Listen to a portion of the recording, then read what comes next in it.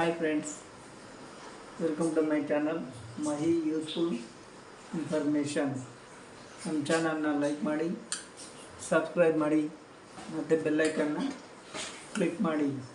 ಬೆಲ್ಲೈಕನ್ನ on ಮಾಡೋದ್ರಿಂದ ನಾವು ಹೊಸ ವಿಡಿಯೋ ಹಾಕಿದಾಗ ನಿಮಗೆ ನೋಟಿಫಿಕೇಷನ್ ಬರುತ್ತೆ. ಇವತ್ತು ನಾನು ಮಾತಾಡೋಕೆ ಹೊರಟಿರೋದು ಏನಂದರೆ ಶಿಕ್ಷಣದ ಬಗ್ಗೆ. ಶಿಕ್ಷಣ ಇನ್ನೇನೆಲ್ಲ ಸ್ಕೂಲುಗಳೆಲ್ಲ ಓಪನ್ ಆಯಿತು. ಎಲ್ಲರೂ ನಿಮ್ಮ ಮಕ್ಕಳನ್ನ ಸ್ಕೂಲಿಗೆ ಸೇರಿಸಿದ್ದೀರಾ ಅಂದ್ಕೊಳ್ತೀನಿ. ಸೇರಿಸಿದ್ದೀರಾ, ಬಟ್ ನಿಮ್ಮ ನಿಜವಾದ ಜವಾಬ್ದಾರಿ ಇವತ್ತಿಂದ ಸ್ಟಾರ್ಟ್ ಆಗುತ್ತೆ. ಬರೀ ಫೀಸ್ ಕಟ್ಬಿಟ್ರೆ ಮಾತ್ರ ನಿಮ್ಮ ಜವಾಬ್ದಾರಿ ತೀರೋಗಲ್ಲ. ನೀವು ನಿಮ್ಮ ಮಕ್ಕಳಿಗೆ ಎಷ್ಟು ಫೀಸ್ ಕಟ್ಟೋದು ಎಷ್ಟು ಇಂಪಾರ್ಟೆಂಟು, ಮತ್ತು ಅವರು ಹೇಗೆ ಓದ್ತಾ ಇದ್ದಾರೆ, ಏನು ಮಾಡ್ತಾಯಿದ್ದಾರೆ ಸ್ಕೂಲಲ್ಲಿ ಅಂತ ನೀವು ಡೈಲಿ ನೋಡಬೇಕಾಗಿರೋದು ಸಹ ಅಷ್ಟೇ ಇಂಪಾರ್ಟೆಂಟು. ನೀವು ನಿಮ್ಮ ಮಕ್ಕಳನ್ನ ಸರ್ಕಾರಿ ಶಾಲೆ ಕಳಿಸ್ರಿ, ಖಾಸಗಿ ಶಾಲೆ ಕಳಿಸ್ರಿ, ICSE ಸಿಲೆಬಸ್ಸಿಗೆ ಕಳಿಸಿ, ಸ್ಟೇಟ್ ಸಿಲೆಬಸ್ಸಿಗೆ ಕಳಿಸಿ, ಅದು ಇಂಪಾರ್ಟೆಂಟ್ ಅಲ್ಲ. ನನ್ನ ಮಗು ಹೇಗೆ ಓದ್ತಾ ಇದ್ದಾನೆ, ಹೇಗೆ ಕಲ್ತಿದ್ದಾನೆ, ಏನು ಕಲ್ತಿದ್ದಾನೆ ಅನ್ನೋದು ಭಾಳ ಇಂಪಾರ್ಟೆಂಟು. ನೀವು ಮಕ್ಕಳಿಗೆ ಬರೀ ಫೀಸ್ ಕಟ್ಟಿದ್ರೆ ಆಗಲ್ಲ. ಡೈಲಿ ಮಗ ಸ್ಕೂಲಲ್ಲಿ ಏನು ಓದಿದ್ದಾನೆ, ಏನು ಬರೆದಿದ್ದಾನೆ ಅಂತ ನೀವು ಚೆಕ್ ಮಾಡಬೇಕು. ಮತ್ತು ಡೈಲಿ ನೀವು ಡೈರಿಗೆ ಸೈನ್ ಮಾಡಬೇಕು. ಮತ್ತು ಡೈಲಿ ಡೈರಿಲಿ ಬರೆದಿರೋಂಥ UTs ಆಗಿರ್ಬೋದು, ಟೆಸ್ಟ್ಗಳಾಗಿರ್ಬೋದು, ನಿಮ್ಮ ಮಕ್ಕಳನ್ನ ಮನೇಲಿ ಓದಿಸಿ ಹೋಮ್ವರ್ಕ್ ಬರೆಸಿ ಕಳಿಸ್ಬೇಕಾಗುತ್ತೆ.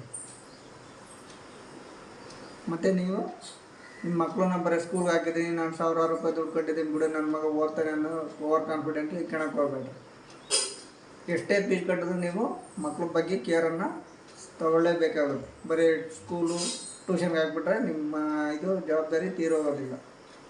ನೀವು ಮನೆಯಲ್ಲಿ ಡೈಲಿ ಅವ್ರನ್ನ 5 ನಿಮಿಷ ಪ್ರೀತಿಯಿಂದ ಡೈಲಿ 5 ನಿಮಿಷ, ಅರ್ಧ ಗಂಟೆ, 1 ಗಂಟೆ ಎಷ್ಟಾಗುತ್ತೋ ಅಷ್ಟು ಮ್ಯಾಕ್ಸಿಮಮ್ಮು ಅವ್ರ ಕಡೆ ಸ್ವಲ್ಪ ಸಮಯನ ಕಳೆಯಿರಿ. ಅವ್ರ ಜೊತೆ ಹೋಮ್ವರ್ಕ್ ಚೆಕ್ ಮಾಡೋದಾಗಲಿ, ಹೋಮ್ವರ್ಕ್ ಮಾಡೋದಾಗಲಿ, ಮತ್ತು ಯೂಟ್ಯೂಬ್ಗಳಿಗೆ ಅವ್ರನ್ನ ರೆಡಿ ಮಾಡೋದಾಗಲಿ, ನೀವು ಆ ಮಕ್ಕಳ ಜೊತೆ ಟೈಮನ್ನು ಕಳೆದ್ರೆ ಅವ್ರಿಗೆ ಕಲಿಯೋದ್ರಲ್ಲಿ ಇನ್ನೂ ಆಸಕ್ತಿ ಹೆಚ್ಚಾಗುತ್ತೆ. ನೀವು ಡೈಲಿ ನಿಮ್ಮ ಮಕ್ಕಳು ಹೋಮ್ವರ್ಕನ್ನು ಚೆಕ್ ಮಾಡಬೇಕು. ಮತ್ತು ಡೈಲಿ ಟೆಸ್ಟ್ಗಳಿಗೆ, ಯೂಟ್ಯೂಬ್ಗಳಿಗೆ ಅವ್ರಿಗೆ ರೆಡಿ ಮಾಡಿರಬೇಕು. ಮತ್ತು ಡೈರಿಲಿ ಸೈನನ್ನು ಮಾಡಬೇಕು. ಮತ್ತು ಮಕ್ಕಳನ್ನ ಸ್ಕೂಲ್ ಬಿಟ್ಟ ತಕ್ಷಣ ನಡೆಯೋ ಟ್ಯೂಷನ್ಗೆ ಅಂತ ಕಳಿಸ್ಬಿಟ್ರೆ ಅದರಿಂದ ಏನು ಪ್ರಯೋಜನ ಇಲ್ಲ. ಮಕ್ಕಳಿಗೆ ಬರ್ಡನ್ ಜಾಸ್ತಿ ಆಗುತ್ತೆ. ಮಕ್ಕಳು ಆಡ್ತಾ ಕಲಿಬೇಕು. ಮಕ್ಕಳು ಆಡಬೇಕು, ಸ್ವಲ್ಪ ಹೊತ್ತು ಕಲಿಬೇಕು. ಪಾಠ ಎಷ್ಟು ಇಂಪಾರ್ಟೆಂಟೋ ಆಟನೂ ಅಷ್ಟೇ ಇಂಪಾರ್ಟೆಂಟು. ಮತ್ತು ಇನ್ನೊಂದು ವಿಷಯ ಏನಂದರೆ, ಮಕ್ಕಳನ್ನ ಸಾಧ್ಯವಾದಷ್ಟು ಮೊಬೈಲಿಂದ ದೂರ ಇಡೋದಕ್ಕೆ ಟ್ರೈ ಮಾಡಿ. ಆವಾಗ ಮಕ್ಕಳಿಗೆ ಇನ್ನೂ ಓದೋದಲ್ಲಿ ಇಂಟ್ರೆಸ್ಟ್ ಹೆಚ್ಚಾಗುತ್ತೆ. ಮತ್ತು ಡೈಲಿ ಅವ್ರನ್ನ ಟೆಸ್ಟ್ಗೆ, ಎಕ್ಸಾಮ್ಗೆ ರೆಡಿ ಮಾಡಿ. ಮತ್ತು ಅವ್ರ ಬಗ್ಗೆ ಒಂದು ಸ್ವಲ್ಪ ಕಾಳಜಿ, ವಿಶ್ವಾಸ, ಪ್ರೀತಿ ಇರಲಿ. ಮನೆಯಲ್ಲಿ ಡೈಲಿ ಕೇರ್ ತಗೊಳ್ಳಿ. ಮತ್ತು ನಿಮ್ಮ ಮಕ್ಕಳನ್ನ ಇನ್ನೊಂದು ಮಗು ಜೊತೆ ಕಂಪೇರ್ ಮಾಡಬೇಡಿ. ಯಾಕಂದರೆ ಎಲ್ಲ ಮಗುಗೂ ಬುದ್ಧಿ ಮಟ್ಟ ಒಂದೇ ಥರ ಇರೋದಿಲ್ಲ. ಕೆಲವು ಮಕ್ಕಳು ತುಂಬ ಬುದ್ಧಿವಂತರಾಗಿರ್ತಾರೆ, ಕೆಲವು ಮಕ್ಕಳು ಸ್ವಲ್ಪ ಕಡಿಮೆ ಇರುತ್ತೆ. ನೀವು ಆಗಾದ್ಬಿಟ್ಟು ಪಕ್ಕದ ಮನೆ ಹುಡುಗ ಔಟ್ ಆಫ್ ಔಟ್ ತೆಗೆದಿದ್ದಾನೆ, ನನ್ನ ಮಗ ಕಡಿಮೆ ಮಾರ್ಕ್ಸ್ ತೆಗೆದಿದ್ದಾನೆ ಅಂತ ಹೇಳ್ಬಿಟ್ಟು ಆ ಮಗುಗೆ ಜಾಸ್ತಿ ಮಾನಸಿಕವಾಗಿ ಒತ್ತಡ ಕೊಡಬೇಡಿ. ಓದು ಓದು ಓದು ಅಂತ. ಅವರು ಓದ್ತಾರೆ. ನೀವು ನಿಮ್ಮ ಪ್ರಯತ್ನ ನೀವು ಮಾಡಬೇಕು. ನಿಮ್ಮ ಮಕ್ಕಳನ್ನ ಸಾಧ್ಯವಾದಷ್ಟು ನೀವೇ ಜವಾಬ್ದಾರಿ ತಗೊಂಡು ಹೋಮ್ವರ್ಕ್ ಬರೆಸಿ, ಡೈರಿ ಸೈನ್ ಮಾಡಿ. ಮತ್ತು ಡೈಲಿ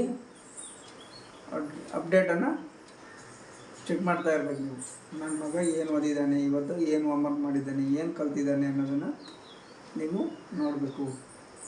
ಬರೀ ಟ್ಯೂಷನ್ನು, ಸ್ಕೂಲು ಅಂದರೆ ಯಾವ ಮಕ್ಕಳು ಬುದ್ಧಿವಂತರಾಗಲ್ಲ. ಪ್ರೀತಿ, ವಿಶ್ವಾಸ, ಮತ್ತು ಅವ್ರಿಗೆ ಆಟ ಆಡೋಕ್ಕೂ ಬಿಡಬೇಕು, ಓದ್ಕೊಳ್ಳೋಕ್ಕೂ ಬಿಡಬೇಕು. ಬರೀ ಆಟ ಆಡ್ಕೊಂಡೇ ಇರೋದಲ್ಲ, ಇಲ್ಲ ಬರೀ ಓದ್ಕೊಂಡೇ ಇರೋದಲ್ಲ. Thank you.